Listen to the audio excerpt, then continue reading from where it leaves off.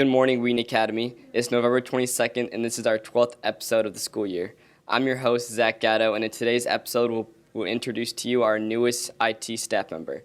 We look at how one nonprofit is helping people overcome their fears, but first, many of you noticed our freshman out of the class on Tuesday. Isabel Kelch and photographer Gabby Mitchell give us more on the Pixar Project.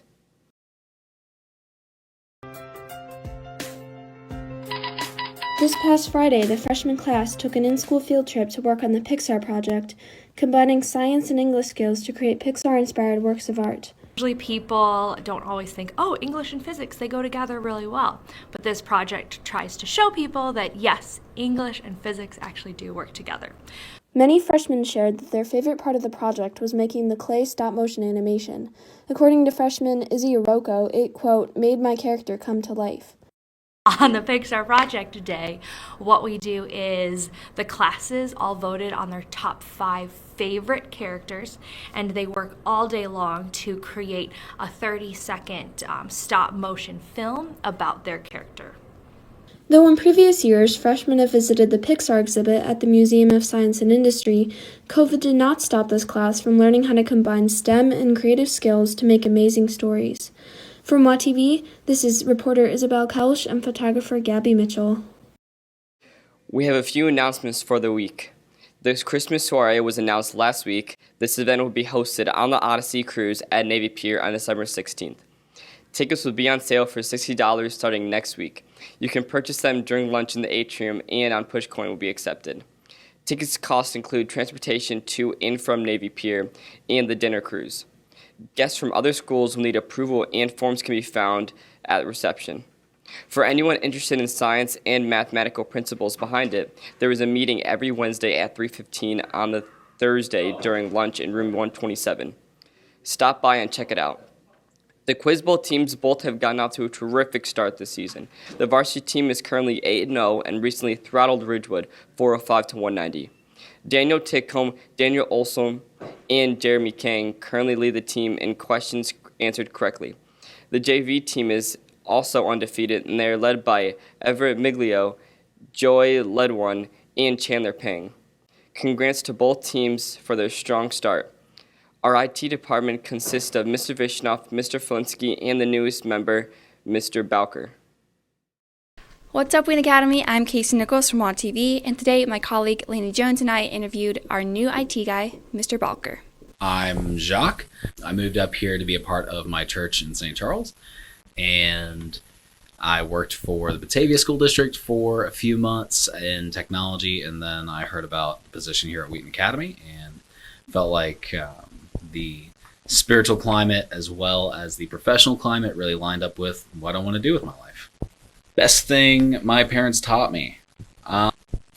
My parents were real role models and faith for me.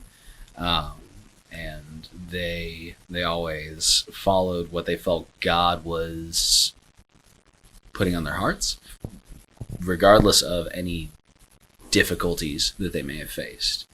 And I think that really influenced me in the way that I live my life and the way that I follow God. After living in Australia for 3 years, I moved back to South Carolina to be with my family. And I moved there in the middle of the pandemic and then came here to Wheaton Academy. And one of the things that I really love about technology, it's not just the technology itself, but technology is a tool. And my passion is to help people to understand how to use this tool better, to accomplish what they need to accomplish. But I believe it's an opportunity to connect spiritually with one another. It's an opportunity to develop. With the girls' basketball tournament in the books and the wrestling and boys start their regular seasons this week, it's a good time to head back over to the Warrior Sports Zone.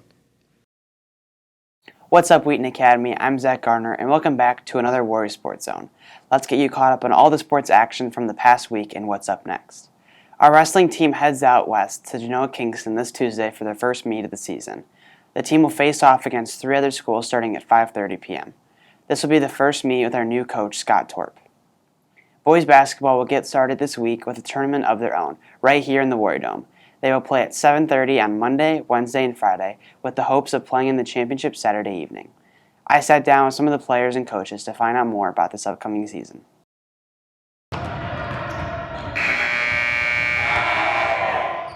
Wheaton Academy's boys basketball team has their first game tonight, and the team is excited to have normal home crowds again. It's been since my sophomore year since we've had people in the stands and everything, so that's exciting that we're going to have fans back in the Warrior Dome. In attendance at the home crowds is the Maroon Platoon, who could help energize and motivate this team in closer games. Yeah, just really excited to have the Maroon Platoon back in the student section this year, and we're definitely going to need the energy and the support because we got a really tough schedule this season.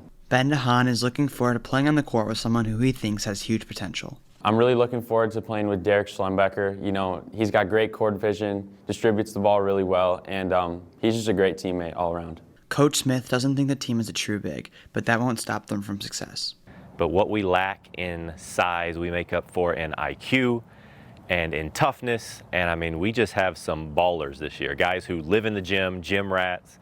They live, breathe, sleep basketball.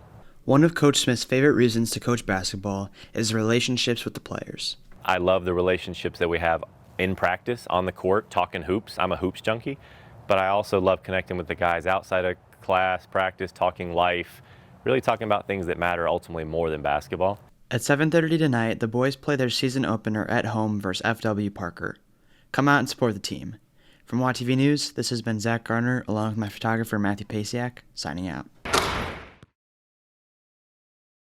If you haven't already, go check out our latest Wheaton Academy Sports podcast. Mr. Hockett looks back each week on the latest WA Sports news. Find the podcast on Spotify by searching for Wheaton Academy. And finally, girls basketball couldn't have asked for a better start to their season. The team went 3-0 in a Thanksgiving tournament that we hosted this past weekend. After 2 blowout wins, the Warriors found themselves down 14 at halftime and 8 in the fourth quarter to Harvest Christian Academy. But the girls clawed their way back and pulled out a 4-point win. Over the 3 games, the Warriors were led in scoring by Jillian Polson and Abby Schroeder, both averaging 12.5 points a game. Lexi Rojek led the team with 3 assists a game, and Caitlin Jackson averaged 6.5 rebounds a game for the Warriors.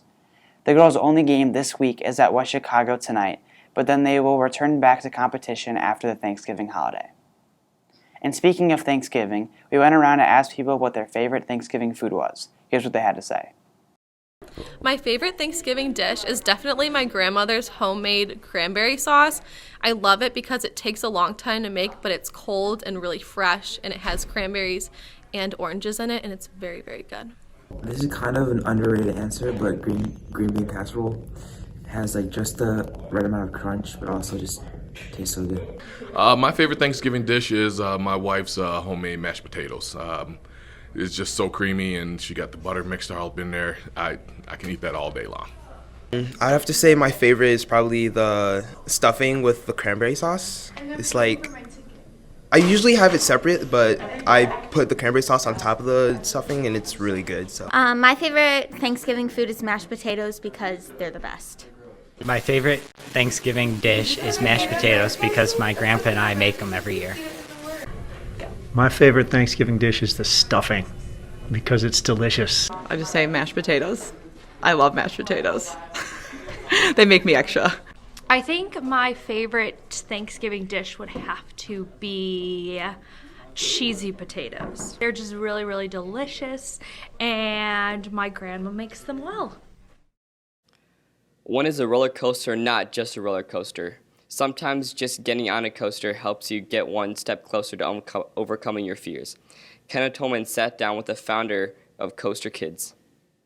Koaster Kids is a nonprofit organization started by 16-year-old high school student Logan Joyner. Logan started Koaster Kids in 2015 as a YouTube channel where he went around and documented his theme park trips and rated the intensity of roller coasters. I kind of got this idea from watching Coaster Studios and some of the other coaster YouTubers, thinking I want to start my own YouTube channel. I'm going to call it Koaster Kids with a K and a K. It really caught on really well. It was only my 3rd video when I started getting a ton of comments and emails saying that these videos are really helping people overcome their fears. They're really inspiring to them. And I was like, wow, I can actually do something with this. Logan realized that riding roller coasters is a good way for people to overcome their fears, so he started a series on his YouTube channel called the Be Brave Challenge, where people would submit videos of themselves doing something that scares them. We started getting videos sent in from kids all around the world. European kids, kids from Australia, kids that were, Logan, you've inspired me to ride the drop tower. And like Logan always talks about, everybody was so proud of themselves.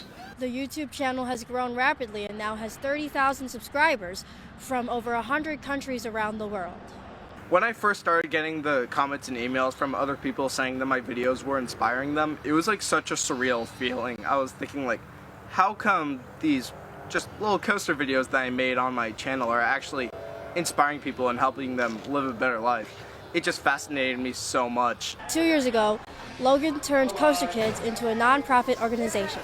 The mission of this organization is to empower kids to feel the thrill and pride that results from overcoming fear. We're helping these kids and sometimes adults overcome their fears of roller coasters or anything else other than roller coasters. He hopes that this organization will continue to inspire people to overcome their fears. From WATV News, I'm Kenna Tolman. Thanks for joining us today. Keep up to date with everything going on through our WATV Instagram account. Give us a follow at The Real WATV if you haven't already. I'm Zach Gatto, and from all of us at Studio 22, have a great day and an amazing Thanksgiving break.